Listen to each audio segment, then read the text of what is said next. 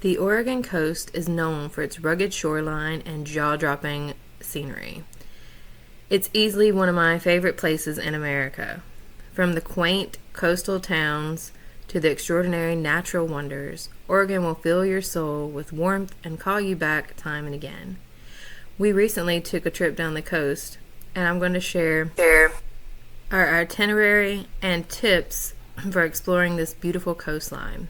This itinerary will include food and lodging suggestions, as well as the best scenic areas and awesome things to do.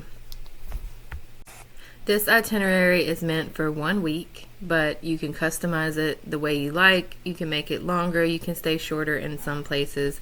This is just to give you a guide of all the things that there is to do. So let's get started. Day 1.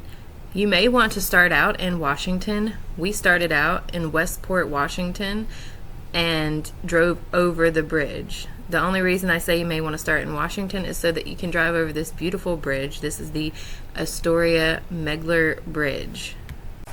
The bridge is 4.1 miles long, making it the longest continuous truss bridge in America. It extends across the Columbia River and connects Point Ellis, Washington to Astoria, Oregon. I'm not going to lie, I was a little bit nervous to go across the bridge. One of my worst fears is being stuck in a sinking car and trying to rescue all of my children. We started out on the Washington side where there's a visitor center and some restrooms that you can use, so I made sure to make everybody go. And I was able to get a few pictures with the bridge in the background as well. While driving across the bridge, I noticed a really scary amount of dead birds on the bridge, and I was like, oh my god, this has to be a sign, I'm gonna die. But apparently, upon researching it later on, I found out that this is a very natural occurrence. Apparently they build nests like under the bridge or something, and they're called cormorants. I think I'm saying that right. But anyway, if you drive across the bridge, you're probably going to see a lot of dead birds. Don't worry, it supposedly happens all the time. So we got to our first destination after we crossed the bridge. Have you ever heard of a movie called The Goonies? If not, we can't be friends. Just kidding. My kids love this movie. Obviously, I put them onto it because I adored it as a child. There's a museum just across the bridge in a town called Astoria, Oregon, that's literally the jail from the Goonies. It's called the Oregon Film Museum. Now, when you go in, to your right, you'll get your tickets, $6 for adults and $2 for children, and there's a gift shop, of course, and then you'll be on your way to exploring the museum. They have exhibits, photo ops, and games. The best part is that you get to pretend like you're shooting a movie. They set up different scenes and you can be the director. And if you leave your email, you can get the movies emailed to you. Alright, what do we got? Alright, right here. We're on the movie set here. Okay, both of you sit down. The directors are very bossy. Alright, ready? Sit down. Alright, you guys are going to get into an argument and then you're going to start fighting. Ready? But you have to, what are they going to get an argument about? Go! I already left that because iron.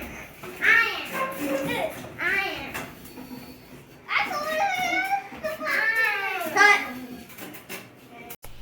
You can go into the actual jail cell and take a photo, or you can get a mugshot taken as well. This museum doesn't just focus on the Goonies. Did you know movies such as Kindergarten Cop, Free Willy, The Shining, and my personal favorite, Stand By Me, were all filmed in Oregon? The Oregon Film Museum focuses on things from all the movies that were filmed in this state. Now, when you're done at the museum, you can visit other Goonies filming locations such as the Walsh House, and there will be others along the way in Oregon that I will mention. Your next stop will be the Astoria Tower. This is a historical marker in Astoria where you can go, park, and then go to the top of the tower and enjoy the views. And it's free to visit and to go into the tower, but parking is $5. Head over to the Astoria Brewing Company for some lunch. They serve burgers, chowder, seafood, and more. And they have a kids menu. You can enjoy your lunch with a view of the river. And also they are pet friendly if you are seated outside on the deck. If you're looking for a vegan option, try the Green Door Cafe. Next, you'll head over to Fort Stevens State Park. It's about a 20-minute drive from the Astoria column. Here you'll find the wreck of the Peter Iredale.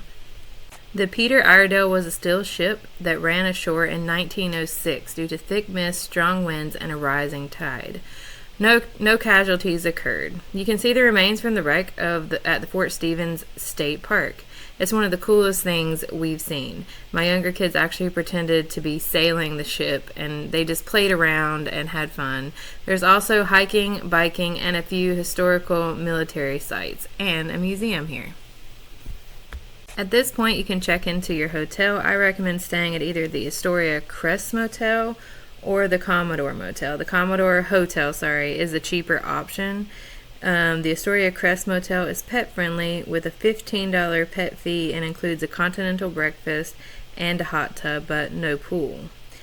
The Commodore Hotel is pet friendly as well, but for $30 a night, and it includes breakfast, but also has a restaurant on site. There's no pool or hot tub. The next day, you'll wake up and head south to Cannon Beach. Remember when I said I'd be mentioning some of the other filming locations from the Goonies? Well, this is it. Cannon Beach is known for its famous haystack rocks, which can be seen throughout the Goonies movies in a few different scenes. You can easily find parking and just walk across to the beach, so that's what we did, and we let the kids play for a little bit before heading on. We are in Cannon Beach, or on Cannon Beach. Haystack rocks. This is where one of the Goonies scenes was filmed. It's really pretty.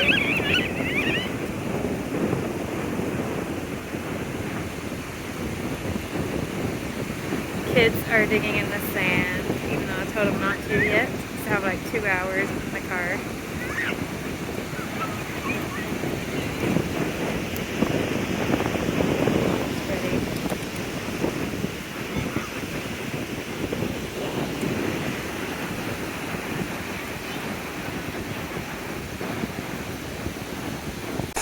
The town also holds an annual sandcastle building contest every summer, so if you're here at the right time, you can swing by. Additionally, Cannon Beach is known for its art. The town itself boasts 12 art galleries, so if you're an art enthusiast or just want to look at some art, make sure you stop in and visit 1 or 2 of them if you have the time. You can also make your way over to Ecola State Park for some stunning views and trails. While you're in Cannon Beach, make sure you stop over at the Lazy Susan Cafe for some breakfast, or if you don't feel like sitting down for breakfast or don't have time, you can do a little grocery shop there at Cannon Beach Fresh Foods. Next, you'll be heading to Tillamook, but on the way, make sure you stop at the Neocani Scenic Overlook and enjoy the breathtaking views of the coastline. When you arrive in Tillamook, you can visit the Tillamook Creamery for a tour and some ice cream. You can do a self-guided tour for free, or book a premium experience that involves a tour guide and tasting. Those experiences start at around $15 per person. Then you can head on over to Cape Mears State Scenic Viewpoint. Here, you might spot some migrating whales, sea lions, or dolphins. To see the migrating whales, you have to come between mid-December and mid-January. You can also take a short walk to the octopus tree. The Cape Mears Lighthouse is the shortest one of the Oregon coast, but it's still impressive. You can't go inside the lighthouse, but you can view it from the outside, and there's a gift shop. The gift shop only allows service animals in case you're bringing your dog along. As you can see, there are plenty of scenic areas, and you can just hang out at the beach if you want. Like I said, this itinerary is customizable to your liking and what you feel like doing at the time. You'll stay in Tillamook for the night. The Silver Sands Motel was the most budget-friendly hotel I could find. It's quite an expensive area though. They are pet-friendly, but they do not offer breakfast, and there's no pool or hot tub, so just the bare bones there. You honestly might be able to find a better deal on an Airbnb in the area. On day 3, you'll be heading towards Gleneden Beach. On your way there, you can stop at Cape Kiwanda State Natural Area. Here you can climb the top of the large sand dune and take in the majestic views of the Pacific Ocean. You can hang out at the beach, hike, or do some wildlife viewing. And then you'll drive on to Gleneden Beach. We stayed at a little cottage Airbnb in Gleneden Beach that was a few minutes from the beach, so we checked in and then we just headed to the ocean to play for a little bit. You could take a picnic and spend the day if you wanted to. This day, we just hung out at the beach and then went back to our Airbnb for the day.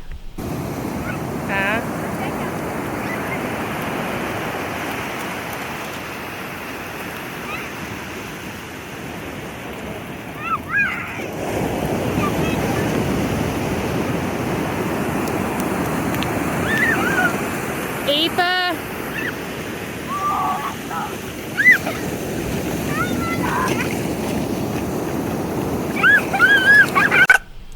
The next day, you'll head to Devil's Punch Bowl. It's about a 15-minute drive from Gleneden Beach. The Devil's Punch Bowl is an awesome hollow rock formation that fills with water during high tide. During low tide, you can actually go inside of it. You have to access the formation from Otter Crest Beach, and make sure to check the charts for the tide for safety reasons, because the tide can just come in unexpectedly and it can be very dangerous. Unfortunately, when we were there, we couldn't go into it because it was high tide. It would have been awesome, but maybe next time we'll have to do that. You can make the short hike up to the viewpoint and just have a look over at the punch bowl and the ocean itself. And apparently it's a really good spot for whale watching. We saw one and I didn't start recording until after we got a good look at it. And so after I started recording, you can't see a whole lot. But we did get to see one whale out there.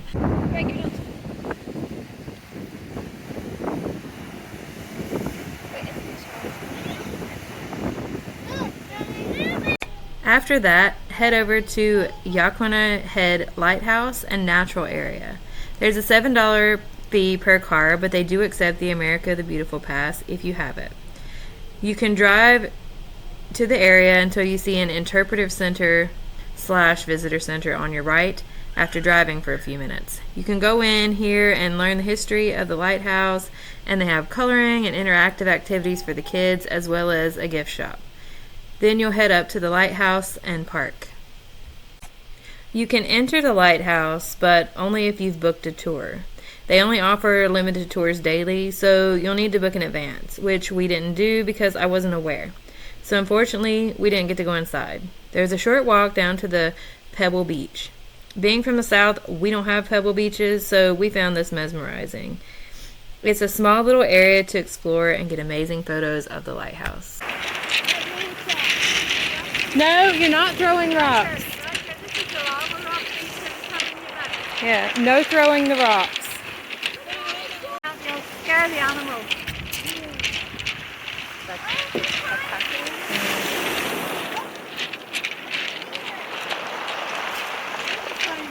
I know.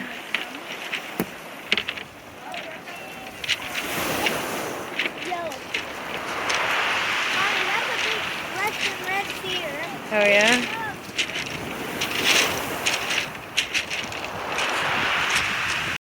If you drive about 10 minutes south, you'll be at a town called Newport, Oregon, and you can get out and go over to the beach. Now let's get to go to our happy place. Look, so, hello. Torpedo!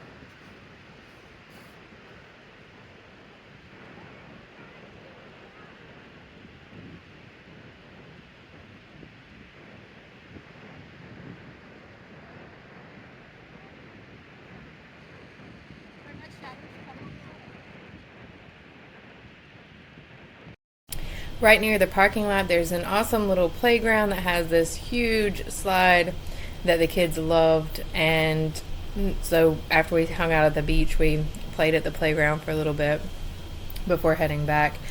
If you're hungry, you can grab dinner at Georgie's.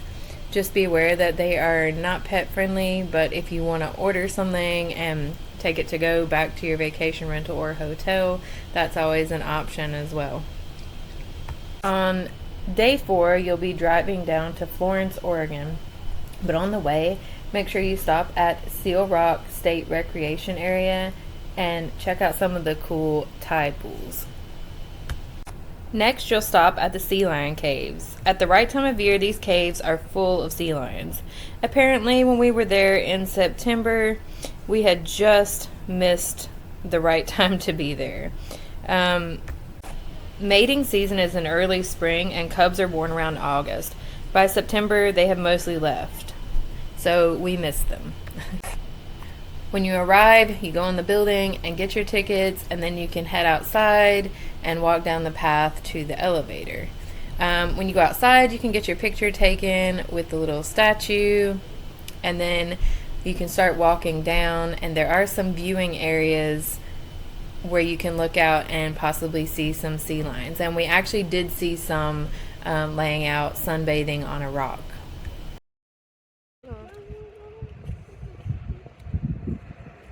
This smells. All that white stuff in the water too. Do you see them, Nana? You'll get in an elevator that takes you down to the caves. We actually spent some time at the viewing area hoping to catch a glimpse of some sea lions because it was completely empty when we were in there. Fortunately, we finally saw 2 sea lions swimming around. I did not get any video of them because it was really hard to catch a glimpse of them other than getting a photo. There's other statues that you can take pictures with. There's an educational video playing down there. There's facts about the sea lions. There's a lot of information. However, I feel like it was a waste of money to come at this time of year because we really didn't see many sea lions, and it cost us about $70 to do this. I definitely wouldn't go back unless it was the right time of year, and even then it's questionable because there are other areas that you can see sea lions in Oregon for free. There is a nice viewing area where you can see the lighthouse when you're down in the cave, and then we kind of headed out. There's a gift shop, and we left with an upset Fiona because she wanted a $30 stuffed animal, and I told her no.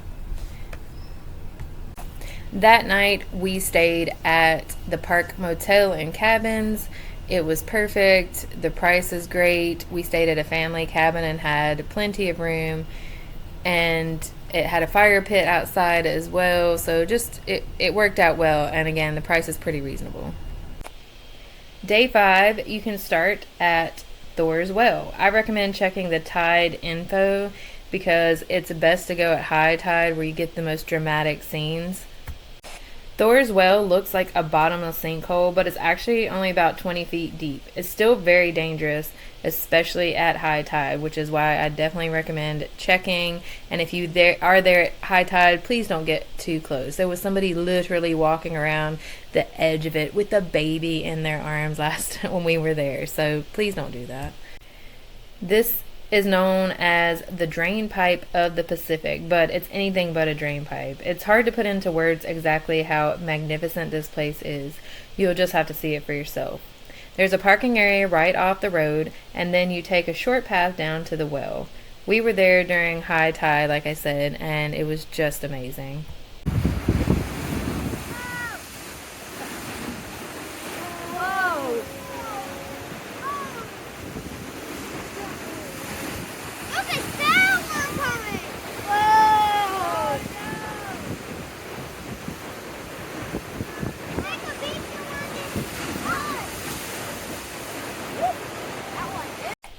Make sure to keep yourself and the kids far enough back from the water that they don't get sucked in because it is very dangerous and the water is very aggressive.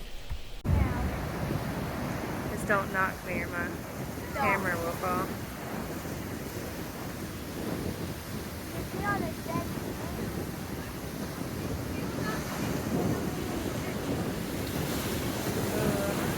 Oh God!